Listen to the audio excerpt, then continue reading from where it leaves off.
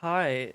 So this is a cute little game called Mushroom Musume, where you grow your own little mushroom daughter, and I just kind of wanted to show it off because I think it's really cool and charming. You can see if I look in here, you can see I've grown a couple of daughters, oh, couple of daughters, and just gonna play a run through of it in my garden. Got a fairy familiar and a mystic bond. Once upon a time, there was a humble recluse. Though they had no need for society, they did often find themselves home to a loneliness that they could never quite shake. In the morning, the sun would rise. At night, it would set. The recluse would observe this splendor, knowing that the sight would be made all the more beautiful by having someone to share it with. It wasn't that they desired a relationship. Perhaps it was a flame that had burned them one too many times. Or perhaps they were simply disinterested. No, a child. That's what they wanted. Someone to take care of, to teach. Unfortunately, it was a longing that could not be found. Not in these woods, alone. However, we are never quite as alone as we think, are we? One day a witch appeared, as if drawn by the intensity of the recluse's desire. The lumber that the recluse had spent the morning gathering slipped through their hands as they spotted her, the Witch of the Woods. She began to speak. You desire a child, yes? For some, those are quite easy to come by, but not you, it would seem. Let us make a deal, then. If you do 3 simple chores for me, I will present you with a daughter of your very own. The recluse, caught up in a moment of naivety, quickly agreed. The witch, knowing that the recluse was destined to accept, simply nodded and began to deliver the first of these so-called chores without hesitation. Your child will come into this world with little to her name. Let us even the scales. Bring me an heirloom, something she will forever value. The recluse thought on it briefly, searching through their home for the object they had pictured. So you can see in the bottom left these little marks on the cards are choices that I've already picked. I really want to get a an evil daughter, and there's symbols, so I'm looking for options with a dagger on them. But what's the most evil out of these? A glimmering music box, a dark weathered tome, an old bottle of medicine that is sat unopened. Go with the dark weathered tome. That's a suitably emo for this young girl. Once it had been said to the recluse that knowledge is power. They weren't sure about that. Books often contained fanciful things, things that the recluse never got much use out of, but perhaps they would be more useful to their daughter. Gained trait, tome.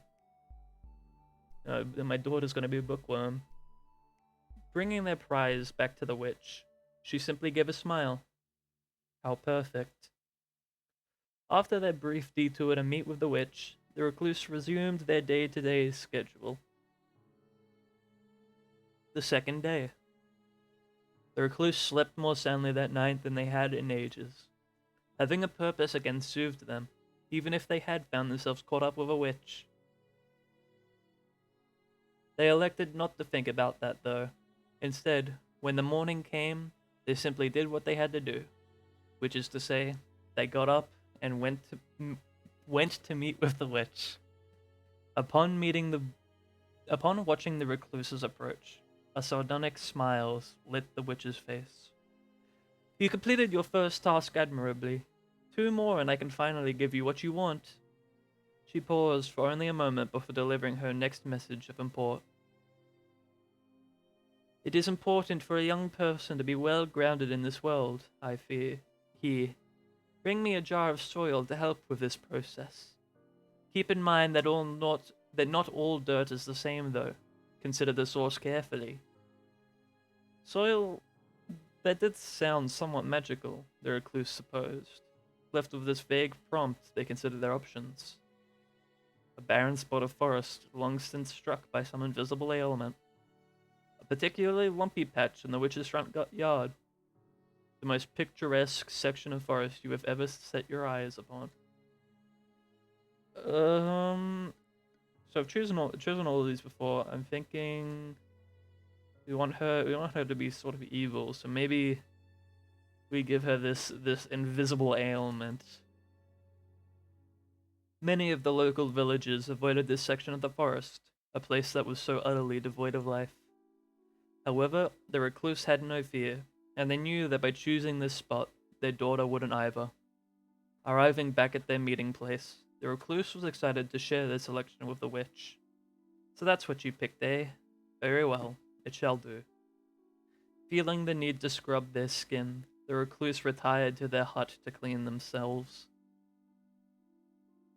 The third day. 2 out of 3 tasks were very close. With 2 assignments complete, the recluse could feel their excitement grow. If this witch was being honest, and for some reason they felt that she was, then that meant that this could be the last night they spent without a child. They hoped so, at least. That was all they could do. Barely remembering to get dressed, the recluse dashed to the meeting spot. Again, the witch had been waiting there for them. Welcome back, recluse. Are you prepared? Today is your big day, is it not? The last task is an easy one, or at least I believe so. Bring me something colorful, something bright that you think will suit her. When they were first told of the 3 tasks, the recluse had imagined things that were much more difficult. This seemed so easy as to be a trick. Which, they supposed, only meant that they should take it seriously, as if a mistake could mean death. With death in mind, the recluse needed to decide where to search for color. The field of flowers, the stony river, or the cave of indecision. I think we don't want it to be. Maybe that sounds fucked up, but we don't want it to be too lively. We will wanna. Let's give us some stony colors. Let's go to the stony river. Though underwater wasn't the first place most people thought of for color, the recluse understood that there were many shades that people failed to consider. They arrived at a nearby river, glancing into the glassy water to spy a variety of small, shining stones. Garnet, lost maroon heralds of bygone storms. A strange, almost bloody stone. Jasper, nature's deep brown canvas. Obsidian, dark, glossy ghosts of ancient fires. Or marble, the pale proprietor of possibility. You'll see this one has a big dagger symbol on it that I was talking about before. So we're gonna go with the almost bloody stone. I'm sensing maybe a Cain and Abel situation.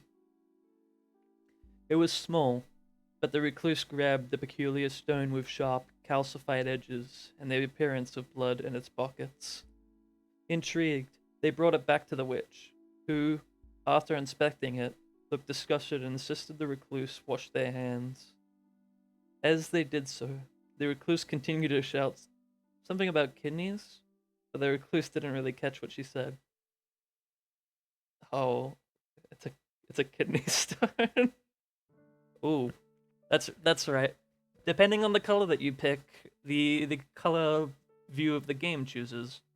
So now we're sort of a blood red. The recluse returned to the witch's hut, colored item in hand. She silently took the object, nodding her head to the recluse in recognition. The recluse stood there for a moment, unsure, before finally the witch realized what they expected. Oh ho ho, you want your promised daughter, don't you? Her voice was almost mocking, but at least it was not overtly cruel. I suppose I must tell you that I lied, human. I do require several more trifling things from you. First is the matter of payment. The recluse should have known that everything is for a cost. Pay me now with wealth. Pay me now with life. Pay me sometime soon in larger quantities. Pay me at a much later date in the way I choose. This is another dagger option, so we're going to choose this. Going to give the burden of debt to our poor sweet child. The recluse told the witch that they couldn't repay her, not anytime soon. That is fine. Of course, I will collect payment eventually. With the payment settled, the witch simply smiled and handed the recluse a small pot. Humans are tricky, but mushrooms are much more resilient. Consider this an upgrade. Don't worry, eventually she will develop a mind. Simply give her time, as much as she needs. Soon your wish will be in full bloom. I suppose, with all that settled though, there is one last thing for you to consider. A young girl needs a proper name. The recluse fought on the witch's demand, before offering the final thing they had to give. What is her name?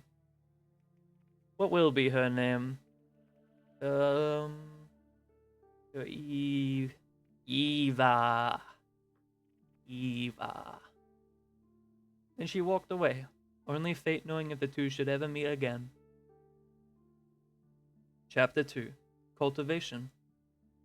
Though the recluse was unsure of the specifics, they did realize that it was important to heed her instructions. Care for the pot, and the dirt, and everything that lay within. So the recluse geared up, as any parent should, and assessed the things they needed to raise a child. Finances, in case the nearby village had goods or services that you could not provide. Nutrients for the child, to help it grow strong. They would need plenty, as it would be depleted on a daily basis. And finally, the recluse's own stamina could not be ignored. One cannot burn the candle from both ends indefinitely. Thus began the longest growing season of the recluse's life. You got pretty good stats so far. You can look at the info of a mushroom. She's a blood mushroom. Affection, I think that's empty. Environment acceptable. Indebted, tome, mystic bond, very familiar, and potted. Alright. Harsh weather has taken its toll on your garden, and your entire harvest has been lost. Weeks' worth of food and labor has been rotted and destroyed. Without immediate action, you and your daughter will be in trouble later down the line. Accept the loss for now. You can make do. Till the garden again and start over from seed. So you'll see some options when you click on them. They highlight one of your attributes. That'll lower that stat. So that'll lower our stamina. But we probably do want to till the gardens that our nutrients doesn't go too low. No use crying over ruined crops. You simply make adjustments to your garden. There will be less variety this season, but you'll live to see it. That's what matters. The decision being made, life continued. The day has gotten away from you. Already, the sun's gentle descent is being swallowed behind the forest's reach. You weren't able to finish everything you set out for today, but you only have time for one more chore. Finish a favor the village's leader asked of you. Purchase new construction materials for your hut. You've already worked hard enough. Retire to the tavern? Or barter for some fine substrates to better grow your daughter. Let's make a nice house for her. Or, the environment she grows in is pretty important. So we'll purchase some construction materials. Your home has served you well, but only because you ensure that you continue to serve it well. You pay for and take home a variety of materials that you can use to build a better life for your daughter. Your tasks behind you, you and your daughter return home, each due a nice bath and a simple dinner. Huh? Something's happening.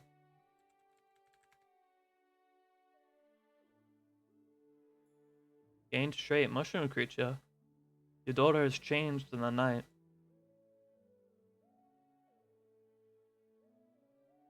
One day, you awaken suddenly, discovering that your mushroom has gained enough limbs to propel themselves around the house. The creature toddles on uneasy legs, bumping into objects noisily, and a cute face now shows a vacant expression. Her demeanor seems pensive and unsure, sometimes staring long at unfamiliar objects.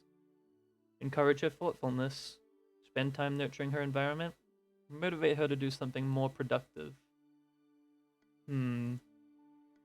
Make her do some more productive things.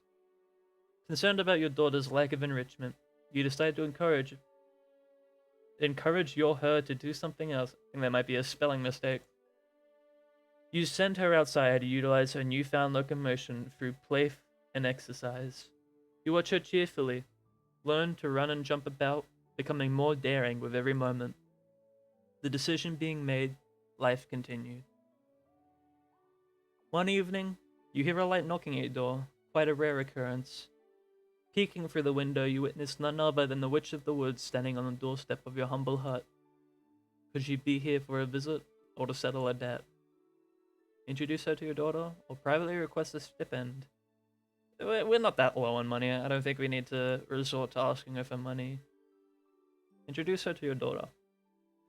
Perhaps it was time for your daughter to meet the witch. She could maybe even learn a thing or two. The two of you answer the door and invite the gloomy woman inside for dry and awkward small talk. Something about the way the two absently stare at each other. You wonder if they've made some sort of connection today. The decision being made, life continued. You realize that, buried in your newfound goal, you've forgotten to feed yourself, or procure any human food, really. What seems like the most nutritious option? Sneak morsels away from your charge?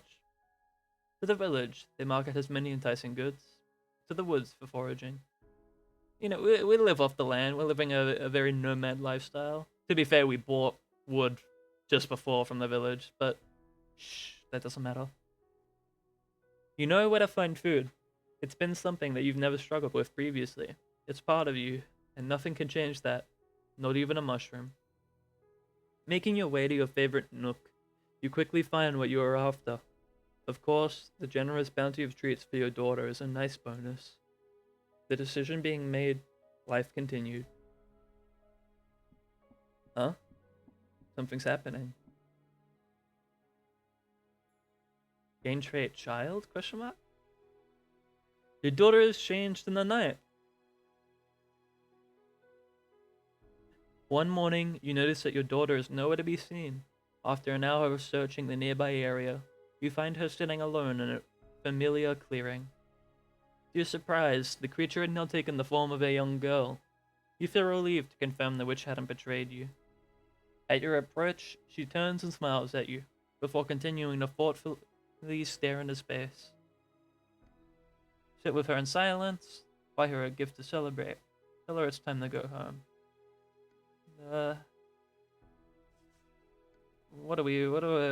We can sit with her in silence. Let her have some fun. You do wonder what your daughter is thinking about so intently, but decide not to disturb her. Taking a seat next to her, you appreciate the beauty of the forest, and spend time thinking lovingly of your daughter. After nearly an hour, she stands up and heads back home, seemingly finished with her introspection. The decision being made, life continued. One evening, you discover many footprints outside your home, three-toed and webbed. Some strange creatures have been poking around. You've heard the rivers of these woods are home to nefarious turtle-like creatures that capture human children, only to bring them home and drown them. Your child isn't a human, but you can feel the leer of envious eyes from the tree line. They know a precious daughter when they see one. By the looks of the tracks, these ones are quite young. Perhaps you can do something to frighten them away from your home. Purchase a magic ward, hunt one of them, deal with the issue decisively, stand guard until they stop, or keep your daughter inside in the evenings. These are kappas, I believe. I think that's how that's said. Which are actual things in mythology. You know, I want my my daughter to make it to adulthood, so preferably we deal with this issue now. What a lovely opportunity, you think, grimacing as you rifle through your things and find a number of objects that will serve you well. A netting, some spare poison, and a sword you swore never to see used again. Though, if it's to protect your daughter, you don't see any reason not to. Granted, you've never used a sword yourself before, so you tie it to a long haft and fashion a spear out of it. All you have to do now is take your setup to the river. Tracking the general area where the little monsters like to reside, you set up the net across the river downstream in an area with heavy brush. Then, at the other end, you pour in the poison. It's a fun game, sticking them with the spears they frantically try to escape the water, caught up in both brush and net. By the evening, you have plenty of meals for the foreseeable future. Though you can't help but notice your daughter's fixation with the new lawn ornaments, shells on tall wooden skewers, a message to say, get out. The decision being made, life continued. She just, I don't know if you noticed, but she did just change appearance. Oh, look, she is a bookworm. Thankfully, you've been taught to read. I suppose that's because we gave her the tome. The weather is nice, and you're feeling up to doing some foraging today. It may be easier if you focus on something specific before you head out. Take your daughter foraging for mushrooms. Leave your daughter at home and go without her. Send your daughter out alone to gather ferns while you relax. Or take your daughter foraging for river plants. We'll take our daughter out with us so that she can learn how to live on the land herself. As you search the forest floor, you teach your daughter about the different mushrooms. She asks if this is what she looked like as a baby, and you're unsure how to respond. You suppose you're glad to teach the girl about her heritage. The decision being made, life continued. An end? One night you find yourself struggling to sleep. Your mind wanders as you consider your current place in life. You've lived peacefully with your daughter for many moons. Initially it was strange. Well, it never stopped being strange. But you were always thankful for the company. Besides, the affection you felt for her was like any parent would feel toward their child. That was normal, at least. Your thoughts turned to the concept of time, particularly how you were once alone, and how you're afraid that you will be again, someday. Your daughter has had more and more curiosities about the outside world. It's only a matter of time before she wants to strike her own path. You hope you will be fulfilled now. You hope you've done enough. Ultimately, you find comfort in what you've done. You may have had many failures in your life, but there's one thing you know you can die proud of. Gain trait certain death, gain trait stellar. And a new beginning. Telling a recluse that you wanted to see more of the world wasn't an easy conversation. As they grew older, you worried about leaving them on their own. Thankfully, your concerns were unwarranted. They were happy that you had grown enough to want to move out. They even offered to help you build your own house, close to theirs. You were welcome to visit any time, obviously. Faster than you would have anticipated, the two of you built your home together. They showed you all of the tricks they knew. They made sure to impart as much knowledge as they possibly could. Oh, I accidentally skipped below.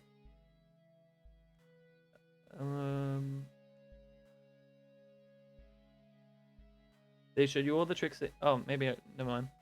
Finally, the day arrived. You were officially on your own. You were scared, a little, but also excited.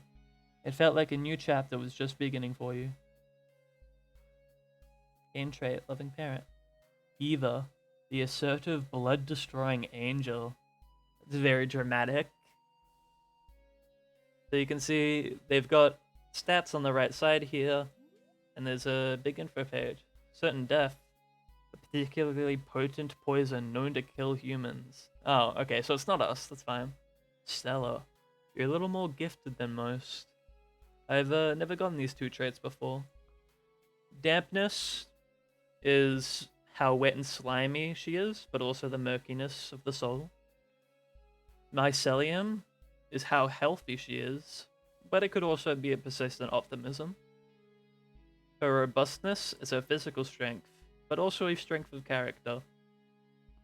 Potency is the strength of her mushroom type, or her ability to perform in stressful situations.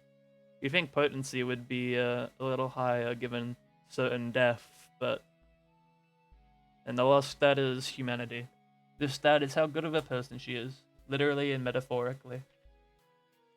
Yeah, there's some spores, some wealth. Loving parent. mystic bond and indebted. Eventually the witch will come for you.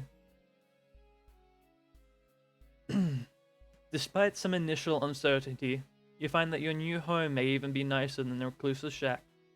Your first days living outside of your parents' home are occasionally daunting, but also filled with possibility. What would you like to do?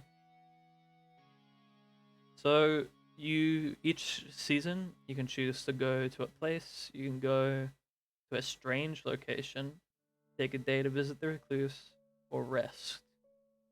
Or you can free wander, which I think randomly selects one of these 5 up here. But I think we'll go do an expedition.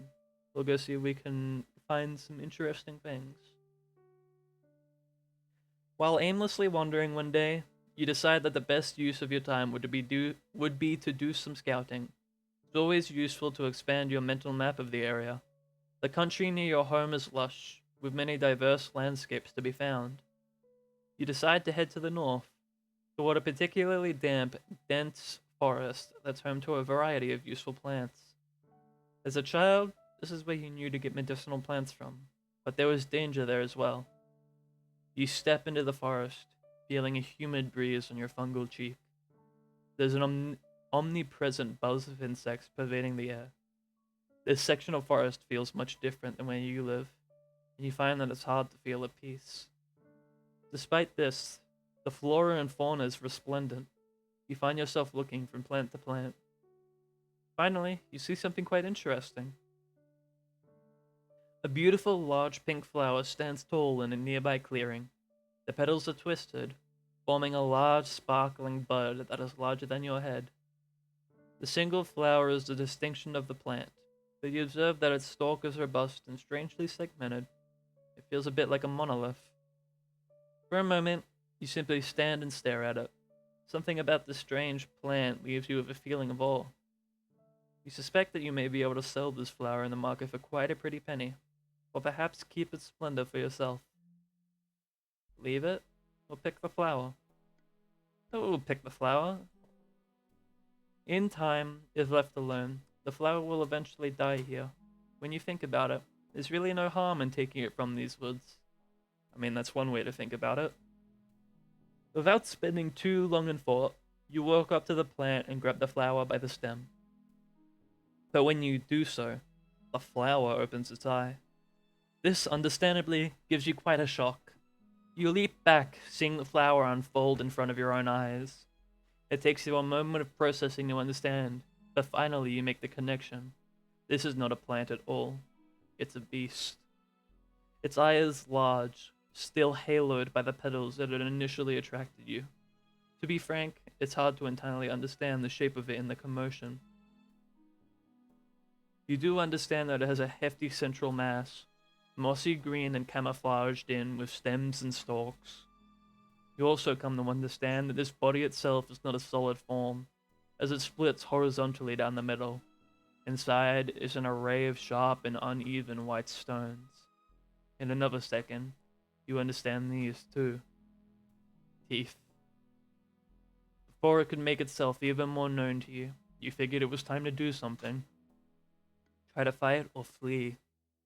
We'll fight it, we don't back down. The creature has a certain home field advantage, so you decide it's best to give it something it won't expect. Your fist. Before things can escalate, you wind your fist back and let it loose directly into the creature's eyeball. Your strength shocks you, and your fist goes for the eye as if you were punching a melon. This is quite surprising. You find yourself unable to do anything but stand there for a second, just trying to comprehend the situation. Meanwhile, the creature seems to be withdrawing. I want the flower still, or I've done enough damage. I've already gone this far, I may as well get the flower. You think you've done this much, but there's no point in leaving without your prize. That's basically what I said. Before the thing has a chance to slink away, you grab it right around its central stalk.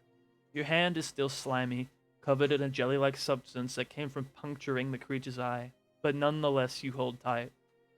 With a surgical attention to detail, you clamp your hand down right on the central stalk, right beneath the flower that houses the beast's damaged eye. With a quick, decisive motion, you pluck the flower away from the plant. It gives surprisingly easy, though you must admit you are slightly grossed out. There is no blood or gore, but you have the knowledge that this is an appendage of a living creature. It is a plant, just like you. You'll remember this. You leave with the flower before you can think about it much longer. Thankfully, you're able to style the platters over the smashed eye and make it look like it did before. Now you just have to forget that it used to be alive. To be fair, this is true of all flowers, is it not? Gained trait, eye flower. Oh, an item. You've destroyed a creature and gained a beautiful prize from it. While wandering the woods near your home, you suddenly hear something rustling in the foliage ahead of you. Before you can react, a large boar bursts from the brush and locks eyes with you. You sense an intense, flaming aura of determination emanate off this wild hog. It's just a pig, right? Face it head on. Run for your life? You're sure you became prepared for this? If it's a snack he wants. If it's just a pig, right? We can fight it. You stiffen your stance and ready yourself as the pig charges. The large swine hits you in the stomach. That was just what you wanted. Grabbing either side of the pig, you use all your strength to lift it off the ground, twisting back into a perfect suplex. Squealing as it struggles to its feet, the beast flees, defeated, and you head home feeling tougher than before. Oh well, our stats are doing very good. The sun is low in the sky, casting a beautiful warm tint across everything that you see. Today, it is a particularly beautiful sight. Blossoming fruit trees and the wind blowing through grass. Your eyes feel heavy, and suddenly you find yourself falling into a deep sleep. In your dreams, you're sitting on a tree branch. There's a flute playing somewhere. Then, suddenly, the flute is next to you. Attached to it is the vague shape of a woman. I haven't seen you around here before. Welcome. Whenever you go to look at her, it feels like she shifts. You can't quite describe her. You probably won't remember me when you wake up, but it's nice to meet you. After sitting in silence for a second, she starts playing again. Where do you go when I'm awake? Fly? Try to memorize this place? Or sing along? Let's sing along. You close your eyes, absently singing along with the flute. You're not very good at it, even within the dream, but it feels nice anyways. Eventually, before you know it, your eyes are opening. It's dark out. You should be getting home. You feel a crisp breeze. The heat is relenting. Trees are changing in color. Fall has arrived. The change in weather has invigorated you. What would you like to do today? We did expeditions. Maybe when we go expeditions again, we can re-meet Miss Dream Lady. While on an expedition to a nearby swamp, you lose track of time. The sun has already set in the sky, and the trees surrounding you seem more menacing now. As you contemplate your situation, you try to figure out the best thing to do. Follow a random road, sleep in an abandoned building, keep cool and calmly evaluate your situation, wander through the woods, or look for help. Let's sleep in an abandoned building. We can fend for ourselves.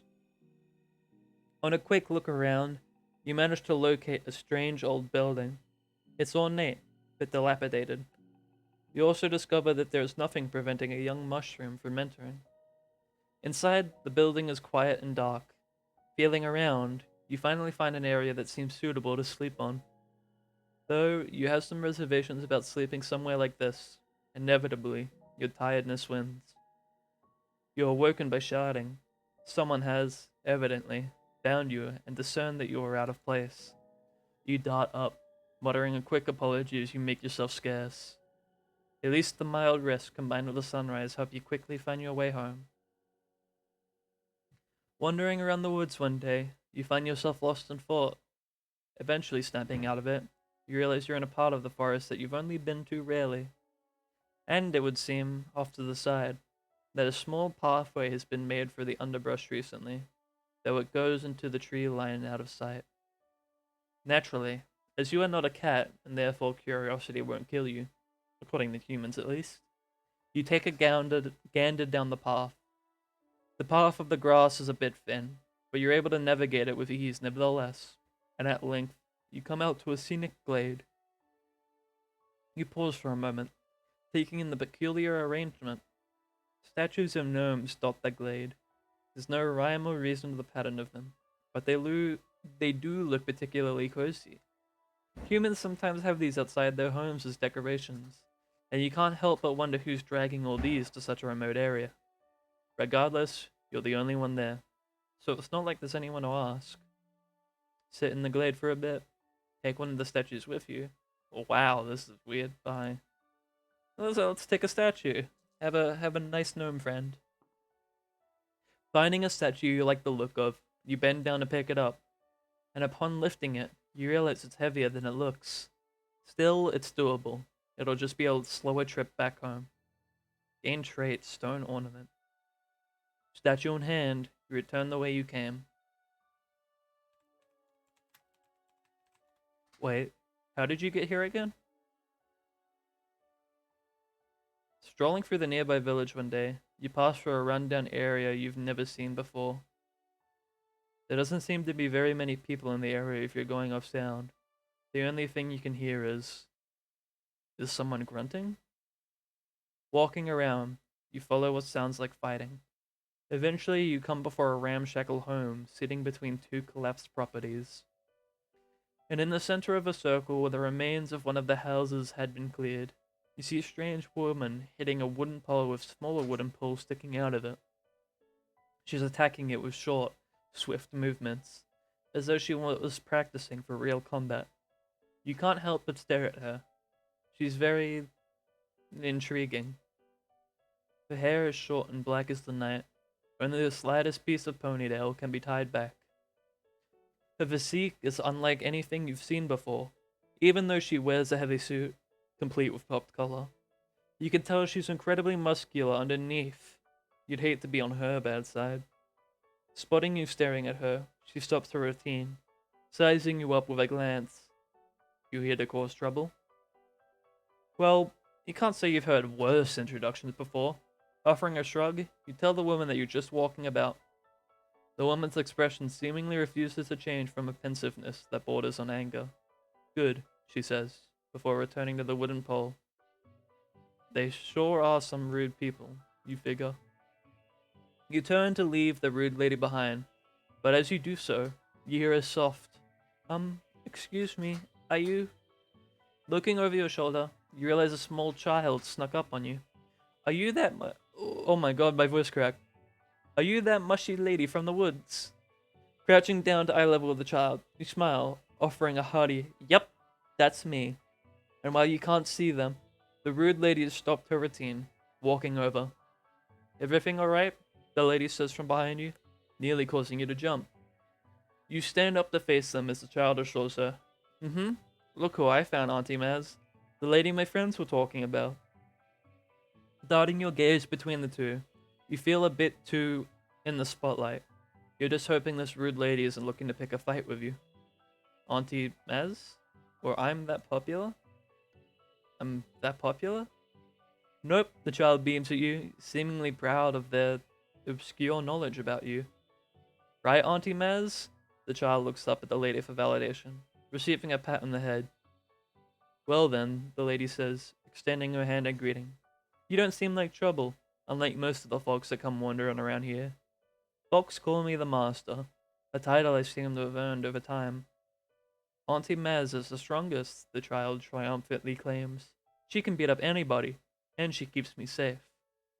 Interesting. A master in the flesh, huh? It might be worth seeing if you can learn a thing or two from them.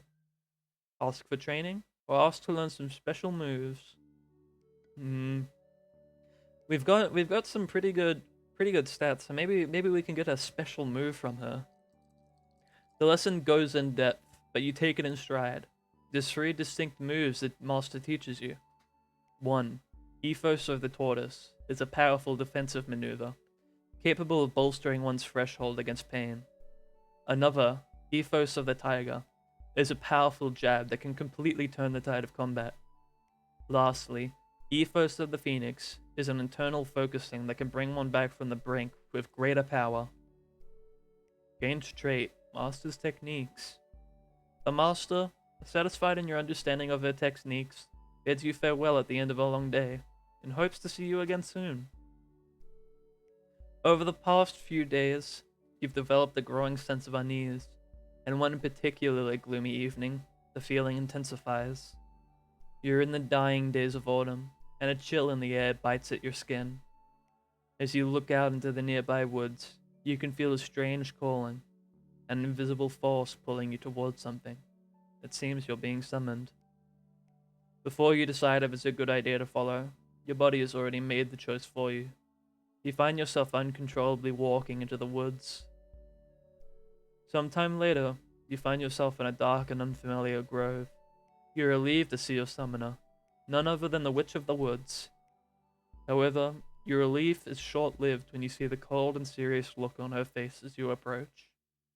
My daughter, the time has come. Though it was not yours, there is still a debt left unsettled, and I always find a way to collect payment. It seems she really does intend to make you pay for your parents' debt. After such a long time, you can't imagine what she would require of you. It certainly won't be easy. Ask her for a reprieve. It's not your debt after all. Take care of a dangerous and unsavory matter, or fight the witch. You can take care of a dangerous and unsavory matter. There is one matter, you are told, that you can deal with for the witch in exchange for clearing your debt. One of my daughters has become dangerous, she tells you. A wandering, mindless monster that has proven to be quite the annoyance. Deal with her for me, and you can consider us even. Something tells you there is a reason she won't describe the specific sort of danger this daughter poses, but you can only accept her terms.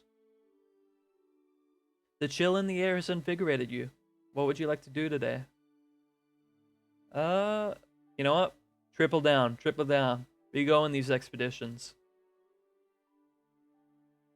In your sleep, you have a dream. You can hear the call of adventure, singing to you sweetly from the nearby mountains. In the morning, when you wake up, do you pick up? Of course. Nah. Yeah, we'll pick up. A thin coat of mist cools your face as you trace along the edge of the river near your home. You walk in the direction of a nearby mountain range. Before you have traveled very far, you realize you're at the foot of the mountain. Hiking it feels like more effort than you're willing to put in, but you find yourself drawn to wandering around the base. The mountain ascends quickly in this area, with mossy stone rising as high as you can see. The forest, as always, is full of life. A bird sings its lonely song. From the top of a fir tree, a trail of ants dance at your feet, and a badger makes brief eye contact with you as it passes through some hanging moss into the side of the mountain. When you approach to investigate, you realize that there's actually a door frame leading into the stone. A dusty sign next to the frame catches your attention, and after dusting it off, you can make out writing. Come up with something cool to put here. Pushing through the long strands of moss that obscure the entrance, you realize that there is a large, mined-out space within. Looking around the space, you notice several points of interest. Alongside stones and the other typical debris you'd expect of a cave are decrepit furniture items. Rotten wood benches, stone tables, and many other pieces that are no longer identifiable can be spotted. Stepping into the room further, you notice a golden podium in front of a slightly raised mound of stone. Curious, without hesitation, you step onto the circle and more closely investigate the podium. Though the vast majority of the podium is brushed gold, or at least meant to look like it, you find that there is an oval of dark glass. Several lights are lit beneath the surface. How peculiar. 1, 4, 6, or question mark? Let's go question mark. I like mystery. As your eyes adjust to the fact that it's way too bright in here, your senses are hit with the smell of something lovely, like concentrated wood. Gradually, you understand that you're in some sort of store. It seems to have departments, too. How odd. Uh, A small creature in a pointed hat from off to your side stares up at you blankly. how did you get in here? Vertically, I suppose? I mean, I guess that checks out. Do you know where you are? Judging by your errant looks around, the vague shrugs, and the fact that you said multiple times over while they were distracted that you don't in fact know where you are, they elect to inform you. You're in the Gnome Depot, lady. We ain't used to strangers and all, but I reckon you're welcome to have a gander. Just don't mind the stairs. No stairs, though. We got nothing but nice, smooth, flat concrete. You have zero clue what the little guy is talking about, but to your relief, he waddles off without ceremony, leaving you to your thoughts. Wander around the Gnome Depot? Is at desks like customer service? Investigate a wall of pictures or test the acoustics? Let's investigate. Approaching the wall of pictures, you realize that the photos are of various gnomes, presumably working in the depot. It appears to be an employee of the month calendar, stretching farther down the wall than you can make out. It's odd. There's one person who keeps showing up almost every month in the chunk you're standing at. Connie. Another odd standout is what appears to be a bounty, though it's incredibly old and faded. You can only make out the first word, cannonball, and the first two letters of the second, C and O. Maybe Connie was a criminal and a model employee? You're not sure what to make of it, other than it's your usual bizarre corporate culture, only this time with folks in pointy hats and scruffy beards. What an odd place. You place your hand on the dark glass panel once more, and are again returned to the cave's entrance. As you go to leave, you notice a strange piece of paper on the floor. It appears to have human writing on it. Entry number 9. Ever since the Goring incident, XXX has remained less than useful in his mining duties. Today, I decided that I would find a better way to put him to use. Since outsiders have proven to be so curious about our operation here, I figure we may as well pull at their purse strings as they eavesdrop on our work calls. I've told XXX to act as a tour guide to anyone interested in these facilities. He is to ride into town in the morning, recruit anyone curious and retrieve an entrance fee, then return here to show visitors around. We shall see how this endeavor results. Hopefully, bountifully. Perhaps there are opportunities to scale up in the future as we continue digging to the treasure of this mountain. You decide to take it with you and read it on your way back. How interesting. Now it's time to hit the old dusty trail. There are many things about this world that surprise you at every turn, bizarre happenstances that aren't to be believed. Today, you encounter another one of these surprises. Snow. Something that's always confused you was the distinction between magic and what the humans call science, and snow was one of those confusing grey areas for you. Thankfully, you were too busy enjoying the snow to care. When you had first noticed it start, you ran to the edge of the forest as quickly as you could. You love the woods, but trees have a pesky habit of blocking the snow. And as the trees begin to thin, you can make out others that have had the same idea as you. Humans of all ages are running and playing about. As you walk around the edge of the village, you see a variety of ways that humans react to the snow. Some are taking the snow off the ground and pressing it in their hands, only to throw it at each other. Others are rolling the snow across the ground, creating spheres in a variety of sizes. You are shocked to see them stack, then decorate these orb monoliths to resemble little snow humans. Finally, some did not seem so satisfied by the snow. Some were stuck with shovels, trying to clear snow from the pathways around their shops and homes. After getting an overview of what the others were doing, you decide that you want to participate in the activity known as snow as well. And join in on the snow-based combat, create a stunning snow mushroom, or help the villagers shovel snow. Just join in on the snow combat, we're gonna win! The act of compressing snow into balls and throwing it at someone seems particularly appealing. It's perfect, really. A weapon that is truly harmless. You can engage in battle and yet walk away unscathed. You begin to press the snow in your hands, creating a small stock of ammo as you consider your strategy. At first, you're unsure of your hunting prowess as much of a transferable skill, but thankfully, those doubts are short-lived. The first snowball you throw hits its target directly in the chest. One shot, one kill. Well, that was dramatic. The child, shocked for a second, quickly recovers and has a new goal: to take you down. You proceed to battle with them for longer than you can recount, but in the end, you're sure you won. While making your way through town, you're stopped by a young man in a newsboy cap.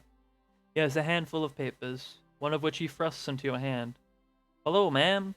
Have you heard? The great healer is in town right now. Don't miss your chances here if you have any need of healing. You begin to explain to the boy that human healers are of little use to you, but he simply shakes his head.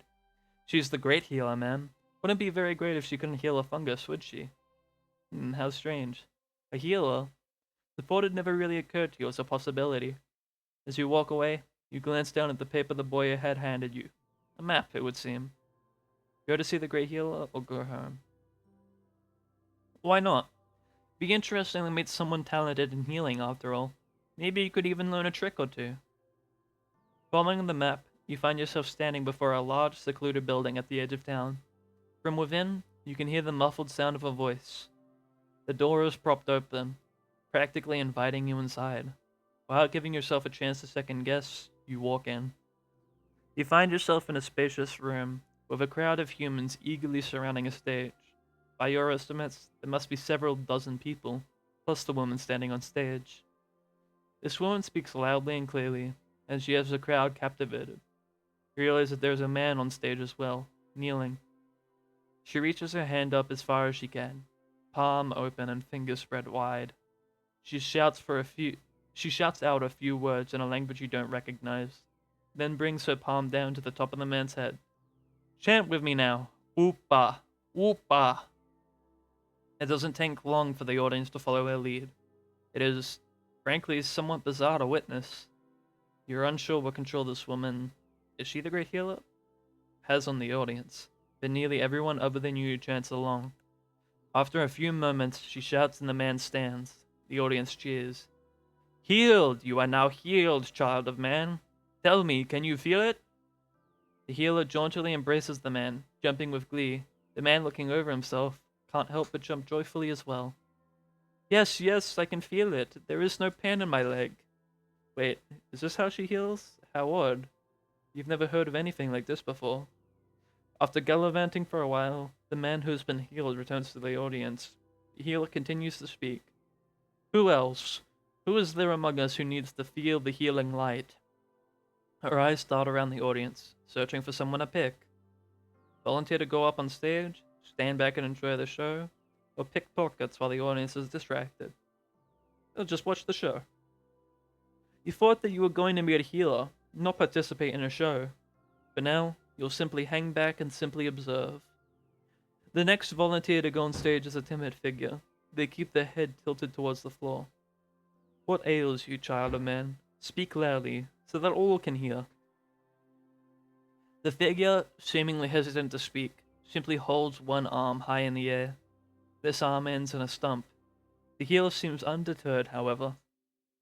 This is a wound that many would consider unhealable. However, we don't accept that better claim, do we? Through the power of magic, you too can be whole once more. A part of you wonders, do humans not ordinarily grow such things back? Not even with the help of healers? How unfortunate.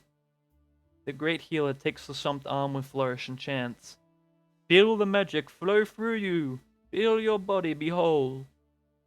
It's hard to track her movements. There's more motion and dramatics than you would expect it, which makes everything a bit of a blur. Oopa, oopa. With this final chant, the healer raises her arm high. In a moment, you notice that she has raised the arm of the volunteer as well, and more so, that their fingers are intertwined. Fingers that had not existed moments ago. The crowd goes wild. For magic, all things are possible. The healer's words feel almost like a brag. But the volunteer doesn't seem to mind. They glance at the hand with astonishment, and try to mumble a legible, thank you. Before long, the healed returns to the audience and the cycle begins again. You watch for a while longer before deciding that it is time to leave. On your way out, a man stops you by the door. Make a donation to help the great healer spread her light? Sure. No. We can donate a coin to the great healer. It seems like a good cause. You hand the man a coin, and he thanks you kindly. Then, you continue on your way home. Snow begins to fall as you make your way down an unfamiliar road. The day has finally come for you to settle the matter you agreed to with the witch. Over the past few days, you've heard a rumor that a wandering mushroom creature has been spotted lurking around nearby villages. A mindless daughter of the witch, overcome by the urge to destroy and consume. You have tracked her to the vicinity of a particularly remote village in the region. You get the feeling that successfully slaying the creature will be a minor miracle. Ask around the village? Hide somewhere with a view, or search for tracks. So ask the village. You take a detour through the nearby village to consult some locals on the matter. They are understandably quite reluctant to trust you, but after some light conversation, you manage to get a few bits of useful information. In particular, a local woodsman mentions seeing her rest, and points you in the direction of her lair. The information turns out to be handy, as you find the miserable creature right where you expected. You first notice the buzzing, nearly omnipresent, but clearly originating from her misshapen and corpulent form. Stinging insects fly around, crawling on just about every surface. The wandering sister is a pale, lumbering corpse of a mushroom girl. Any reservations you had about destroying her vanish in the horror of the sight before you. Her cap is a mottled brown, and large crevice-like holes mar her already inhuman body. Little intermittent clouds of insects convene at various points on her enormous form. She takes a lumbering step toward you, and finally, managing to suppress your fear for a moment, you devise an approach. Maintain distance, rush in, charging the creature, or try to talk to her. You'll try to talk to her first. You call out fearfully, but are met only with a cacophonous buzzing roar. The thing rushes toward you without a sign of recognition in its eyes. You have no choice but to withdraw. Never taking your eyes off her, you retreat to several meters away from the wandering sister, considering your next action carefully. Feint and throw your knife. Having outrun the worst of the swarms for a moment, you turn on your heel and dig your feet into the ground. Despite all your preparation, the sheer disadvantage between the two of you hopelessly runs through your mind as you watch your knife sail past the creature's head. The buzzing insects are unabated and resume their winged assault. Your vision blackens. All that you know in the world is the tearing, stinging swarm. The hum of insects grow louder as your sensation mercifully numbs into nothingness. You sense the wandering sister standing over you, staring blankly, until you too fade into an empty husk. Ending husk. First things first, let's measure what her life was worth. New music bonus. We got some stats. New ending, husk. Destroying angel, and you groan. Man, I wonder how else that fight could have gone. It's a shame we didn't get to use the master's techniques, but that's okay. So that's Mushroom Musume. Cute little game. That's what a basic run through of the game looks like. I might post more of this just because I'll do what I please. So I hope you enjoyed. If you watched this, thank you for watching, and bye.